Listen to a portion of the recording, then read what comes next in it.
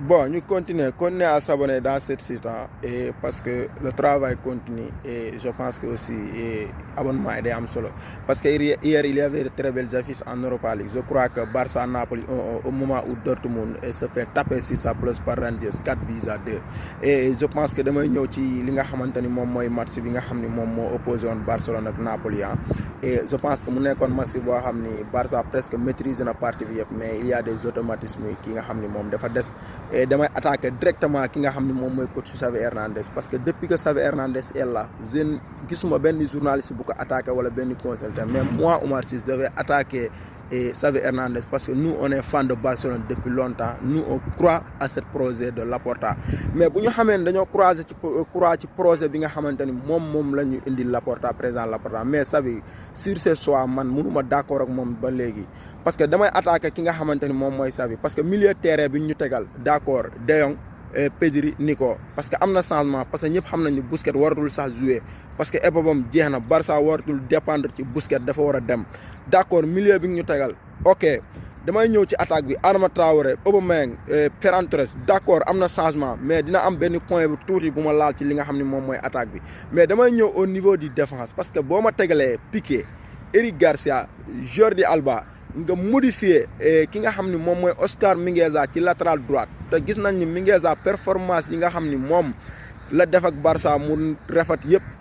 performance ci ak central la ko defee kon tey jii nii boo ma ko modifier foofu latéral droite kon Xavi dafa def erreur yi nga xam ne ñoom la ñoom commande di def ñoom Luis Enrique daan def di modifier Sergio Roberto foofu et ñoom Quique Setien doon def di modifier Sergio Roberto au moment où amoon nañu ki nga xamante ni moom mooy Nelson Semedo kon Xavi bu ko defaatee tey maam damay jàpp ni même erreur yi nga xam ni la coach yooyu def la Xavi def nan la Xavi defee erreur boobu noonu ma expliquer leen lu tuuti parce que à l'époque de Luis Enrique ñun amoon nañ Adriano Alves première année d'accord bu Adriano Alves joué wul Adriano moo doon joué d'accord parce que ñoom ay latéral droite de métier la ñu ma ñëwaat ci deuxième saison bi nga xamante ni moom mooy Luis Enrique et boobu yaakaar naa Alves dem na Adriano dem na je crois que ñoom ñooñu dem nañu mais man yaakaar naa amoon nañu joueur bi nga xam ne moom mooy Alexis Vidal moom latéral droit de métier la moom au moment où ñu privilégier Sergio Roberto ci kawam te pourtant Sergio Roberto bu muy génn ci Masia moom bokkoon na ci milieu terrain yi gën espoir yi gën a xarañ ci àdduna bi à ce que ñuy nuire carrière am di ko teg ci latéral droite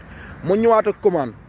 Quique Setien laa ñëw Quique Setien mu doon privilégier Sergio Roberto ci match mag yi au moment où amoon nañu Nelson Semedo mu jóge woon Benfica 62 millions d'euros commande ñëw def la même chose di privilégier Sergio Roberto au moment où milieu de terrain le métier la moom mu bàyyi latéral droit de métier bi moom muy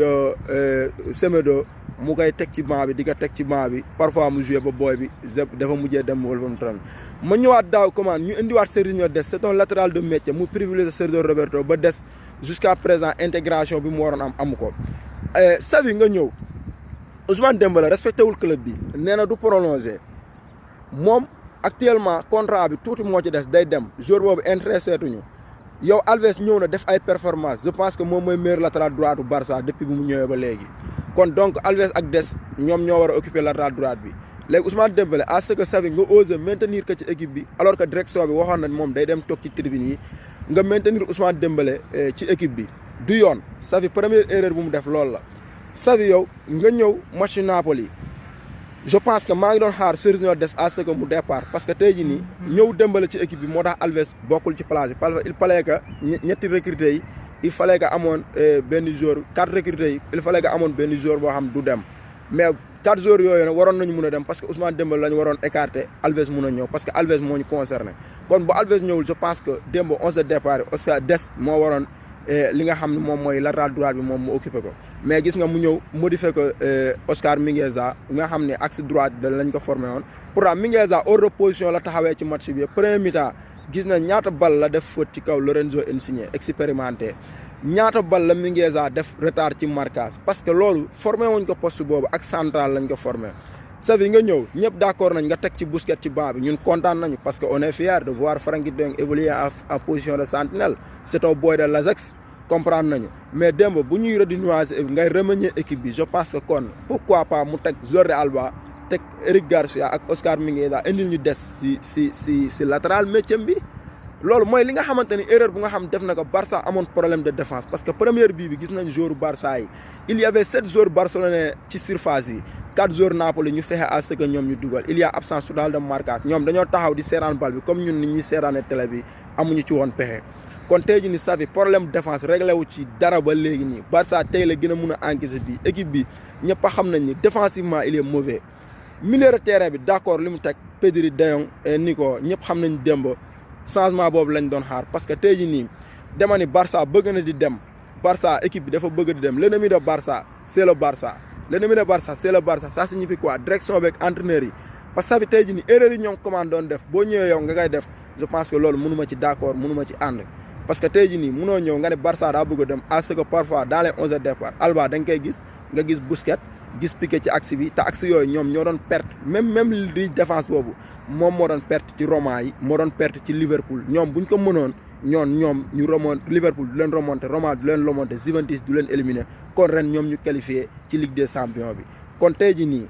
Xavi erreur yi gars yi doon def moom mu ngi koy continuer def ba léegi parce que tey Busquets boo ko tegee Régis Sentinelle moom mooy couvrir défense bi est-ce que Busquets tey jii nii am na vivacité pour couvrir défense bi parce que Super Coupe d'Espagne match Barça Real Benzema ci pointe ba la jógee ñëw ba ci suuf récupérer bal bi ci tànku Busquets mu jël bal bi Busquets mënu koo dab mu passe que Vinicius dugal ko xoolal ma détail yu ndaw yooyu noonu tey jii nii moo tax Barcelone bi mënul dem Jordi Alba première période catastrophique bi nga xam ne moom la ñu génnee démb non vraiment période catastrophe absence totale dans les marquages Oscar Mingueza position hors de position absence totale dans les marquages loolu sonaloon na Barça démb li ma gënoon méttiwaat ci match bi nit ñu match bi bonoon d'accord Barça war na mun a gagner Napoli 2 3 4 mais tey jii ne à la 62e minute nga à ce que nga osé génnee Frenkie de Jong mettre Busquets ci boobu la Barça am penalty yi amoon na penalty yi mu égaliser Barça nekk ci dominateur De Jong boy c'est un boy de l'Ajax boy De Jong type milieu terrain Michael Carrick la kooku dafa mën football si vous osez vendre Frenkie de Jong si vous ruinez Franck vous le vendez vous le regrettez Frenkie il fait partie du projet Frenkie boy en 2019 Frenkie c'est un top player bu leen laal Frenkie c'est un top player mettez-moi Frenkie de Jong dans l'effectif de Manchester City vous allez voir mettez-moi Frenkie de Jong dans l'effectif de Manchester City vous allez voir boy il y a pas longtemps ici 2019 Frenkie était le meilleur milieu terrain de UEFA il y avait pas longtemps ici Frenkie était le meilleur joueur de l'équipe espoir néerlandaise dans la Ligue des Nations Frenkie c'est un top player mettez-le-moi dans l'effectif de Bayern ou Manchester City vous allez voir un Frenkie kon tey jii ni Xavi bu mu ñëwee ba léegi dañu gis ni Frenkie de Jong dafa mel ni amatul confiance mais loolu ci coach bi la parce que Xavi tey jii nii xam naa li mu bëgg a def ak Frenkie xam naa ko bu baax a baax man je sais Xavi parce que tey jii nii Xavi par exemple day ñëw di coacher Barça que ni man mënoon naa football non parce que tey jii nii dañoo soxla système yi nga xamante ne day tax ñuy gagné nga mettre ni joueurs yoo xam ne day gagné parce que résultat Xavi mun naa ne baaxul parce que boo xoolee Xavi match nul yi bëri na trop te am naa presque 4 défaites man équipe bi pour man benn changement amul changement yan moo am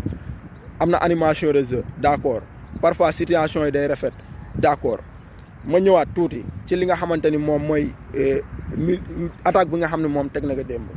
Xavi avant le match étant conscient que Moussa Xavi Hernandez nga xam ni Napoli c'est la meilleure défense d'Italie vous osez garder Dembélé dans l'équipe au moment où Dembélé a refusé de prolonger son contrat si Dembélé a refusé de prolonger son contrat il lui reste que des mois à Barcelone on est censé à gagner l'Europa League parce que on est censé à gagner l'Europa League c'est la réalité aujourd'hui le Barça joue en Europa League Xavi nga ñëw kon dans les dispositifs tactiques 11 de départ mettez-moi Ousmane Dembélé parce que pourquoi pas mettre Ousmane Dembélé parce que Napoli moom mooy meilleure défense championnat dans ce cas vous avez besoin de 2 excentrés qui vont gagner les 1 contre 1 ci kan nga koy amee Ousmane Dembélé à gauche Adama Traoré à droite Aubameyang mu départ parce que Ferran Torres depuis qu'il est là je ne dirais pas que Ferran Torres est mauvais Ferran Torres joueur bu baax la mais moom joueur bu bokk ci projet parce que ñun dañ ko signé ci long terme kon Ferran Torres dafa war a apprendre ba léegi depuis bu mu ñëwee ba léegi moom mu ngi football démb tegal ma ko ci baa bi nga indil ma Aubameyang accompagné de Dembélé ak Adama Traoré les 1 contre 1 ils vont bouffer la défense du Napoli parce que lan moo ñu koy won Dembélé bu mu duggee xoolal défense du Napoli bi am na bal bi muy centré ki nga xam ne moom mooy défenseur Napoli di ko xaar pourtant Aubameyang da doon dugal bal boobu noonu mais mettez-nous Ousmane Dembélé dans les 11 de départ pour avoir de l'équilibre milieu terrain bi baax na parce que on a voulu ñu rénover milieu terrain mais démb rénover wul parce que Busquets warul sax dugg parce que ñun bu ñu dogalee ñu dominer Napoli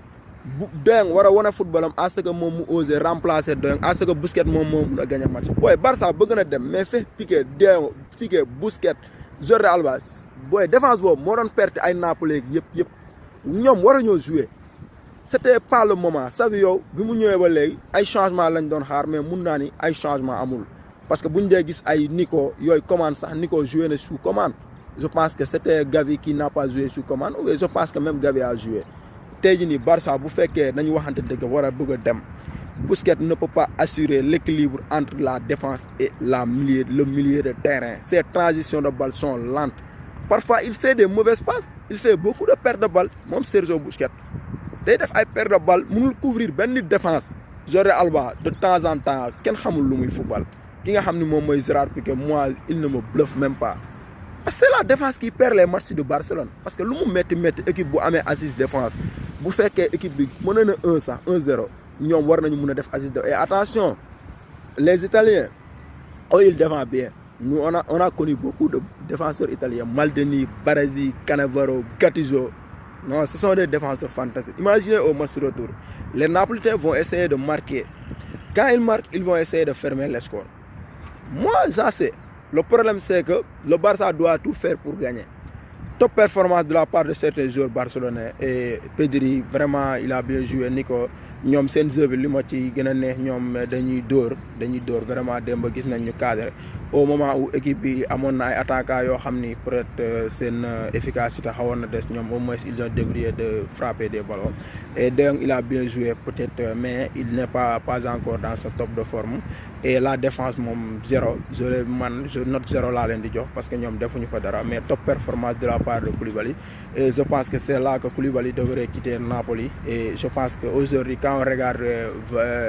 les défenseurs de Manchester, Robin Diaz, Van Dijk, pourtant ils n'ont pas été meilleurs que Koulibaly, mais je pense qu'ils ont été récompensés ici meilleurs défenseurs de l'UEFA. C'est parce qu'ils jouent dans des top clubs qui aillent de l'avant, qui jouent des finales de Ligue des Champions, qui remportent des finales de Ligue des Champions. Et je pense que l'avenir de Koulibaly, il fait partie l'un des meilleurs défenseurs au monde, comme le disait Frankie Beckenbauer. Mais je pense que Koulibaly joue dans une équipe où il ne méritait pas jouer. Il devrait être à Barcelone, Real, City ou les autres clubs Bayern, je pense que. Parce qu'il devrait quitter. Parce qu'Edouard Mendy a quitté le championnat français pour rejoindre le City. Aujourd'hui, qu'est-ce qu'Edouard Mendy n'a pas remporté? Il a remporté meilleur gardien FIFA, meilleur gardien IFA, meilleur gardien de la CAN. Il y avait un trophée de journaliste qui décernait. Ils ont donné à Edouard Mendy. Et je pense que le seul trophée qu'on les a volé, c'est le trophée Yacine. Au moment où Edouard Mendy a été performant 12 mois, Donnarumma n'a été performant qu'un mois. C'est le vol du siècle. Je pense que, s'il te plaît, Koulibaly, hier vous avez fait un très bon match. Sans vous, la Napoli aurait pu prendre n'importe quel score, même si Ferran Torres a arrêté beaucoup de ballons. Mais s'il te plaît, mec, Koulibaly, quitte Napoli, quitte. Mais nous n'y a pas,